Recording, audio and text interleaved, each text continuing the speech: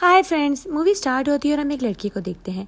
यहाँ पर ये लड़का अकेला बैठा होता है। आज इसकी बर्थडे थी और पूरे घर में वो अकेला बोर बैठा था। हमें वो लड़का बहुत ही उदास लगता है। खैर, उसकी मदर उसके लिए बहुत ज़्यादा प्रिपरेशन कर रही थी, लेकिन उन्होंने किसी को इनवाइट नहीं किया। यानी वो और उसकी मदर घर में अकेले होते हैं और 16th बर्थडे पर भी उसका कोई दोस्त साथ नहीं था। खैर, वो अपने फादर को भी बहुत मिस कर रहा था, जो कि बिल्कुल लापता हो चुके थे। वो नहीं जानता था कि उसके फादर कहाँ पर हैं। वो नेवी में थे, लेकिन उसकी मदर आकर उसको चेयर अप करती हैं। वो कहती है, तुम्हें उदास होने की बिल्कुल भी ज़रूरत नहीं है, मैं तुम्हारे साथ हूँ ना। तुम्हारे फादर तो वैसे भी हमारे साथ टाइम स्पेंड बहुत कम करते थे। वो अपनी आर्मी की ड्यूटी में इतना गुम हो चुके थे कि हम दोनों को तो भूल ही गए थे। खैर, तुम उनको याद मत करो और अपना आज का स्पेशल डे ख़राब मत करो। मैंने तुम्हारे लिए बहुत ही मज़ेदार केक बनाया है।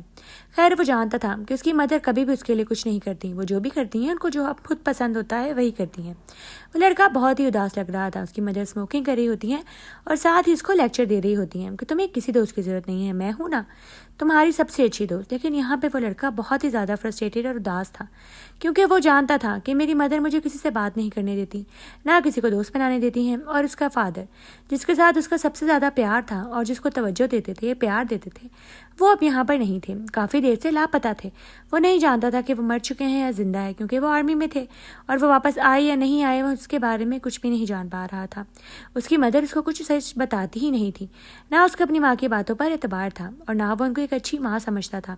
और शायद ऐसे ही था। वो थोड़ी साइको थी, वो थोड़ा जहनी मरीज टाइप औरत थी। यहाँ पर हमें समझ आ जाती है कि वो लड़का इसीलिए उदास था क्योंकि उसकी मदर बिल्कुल ज़्यादा ओवर पावरिंग थी। वो हर वक्त उसको तंग करती रहती और जो खुद चाहती वही करवाती। वो लड़का यहाँ बहुत ही उदास होता है और आज का दिन ख़राब होने की वजह से वो बिल्कुल भी खुश नहीं था। उसके पास एक कार्ड था जो उसके फादर ने उसको गिफ्ट किया, लेकिन उसकी मदर ने आके उससे वो कार्ड भी छीन लिया और कहा, तुम उनकी याद को भूल जाओ और अगर उनकी दी हुई चीज़ों को देखते रहोगे तो कभी भी आगे नहीं बढ़ पाओगे। तुम्हें लाइफ में आगे बढ़ना है। अब तुम 16 साल के हो रहे हो, ये लो तुम्हारे लिए तुम्हारा स्पेशल केक। और वो किचन से जो केक लेकर आती हैं वो वनीला केक था। लेकिन यहाँ पर उस लड़की का बिल्कुल भी वनीला केक पर दिल नहीं था। आज उसका स्पेशल डे था और उसने अपनी माँ से रिक्वेस्ट की थी कि मुझे चॉकलेट केक दें, लेकिन उसकी मदर ने उसको चॉकलेट केक के बजाय वनीला केक ही दिया, क्योंकि वो उनको खुद पसंद था। यानी उनके लिए उनकी बेटी की पसंद या नापसंद की कोई वैल्यू नहीं थी। उसने कहा कि आज तो मुझे चॉकलेट केक चाहिए था माँ, लेकिन वो कहती हैं नहीं, तुम्हें वनीला ही पसंद है। मैं तुम्हारी पसंद के बारे में सबसे अच्छा जानती हूँ और ये केक सबसे मज़े का होता है और सबसे अच्छा फ्लेवर है। तुम जब ये केक खाओगे तो देखना कितना एंजॉय करोगे। अब यहाँ पे इस लड़के का बस नहीं चल रहा था कि वो कुछ कर दे, क्योंकि उसकी माँ ने उसको इतना फ्रस्ट्रेटेड कर दिया था कि वो उसको या खुद को नुकसान पहुँचाने में एक मिनट भी ना लगाता। अब यहाँ पर वो उसको एक नाइफ पकड़ाती हैं और कहती हैं, ये लो केक काटो और अपनी बर्थडे को सेलिब्रेट करो। अब तुम 16 ईयर्स के हो गए हो। लेकिन वही नाइफ उसने अपनी माँ के पेट में मार दी, क्योंकि वो बहुत ज़्यादा फ्रस्ट्रेटेड और साइको हो चुका था। उसकी माँ ने उसको बिल्कुल पागल कर दिया था।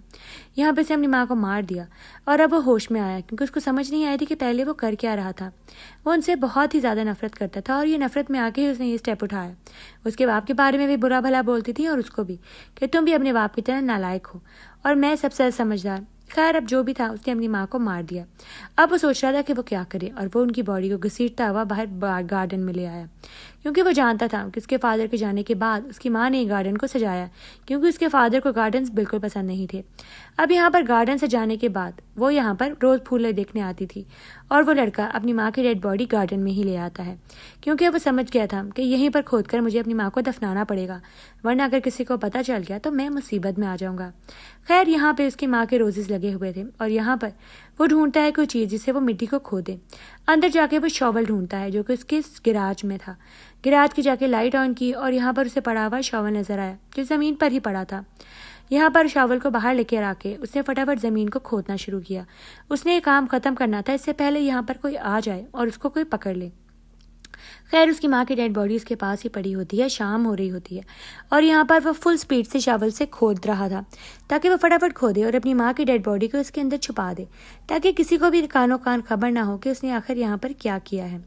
अब उसकी माँ तो मर चुकी थी और वो अपनी माँ की नफरत में इतना आगे बढ़ चुका था कि वह उनको मार चुका था। खैर, जैसे ही उसने यहाँ पर मिट्टी खोदी जो उसकी माँ के रोजेस लगे हुए थे, वो यहाँ पर कुछ देखकर बिल्कुल हैरान हो गया। उसके पैरों के नीचे से ज़मीन ही निकल गई। उसने ये कभी भी एक्सपेक्ट नहीं किया था। यहाँ पर जो उसने देखा, उसके हाथ पैर फूल गए। उसने यहाँ पर देखा कि यहाँ पर उसके फादर की डेड बॉडी पड़ी है, जो कि उसकी मदर ने ही छुपाई होगी ऑब्वियसली। लेकिन वो जानता भी नहीं था कि उसके फादर घर भी आए थे।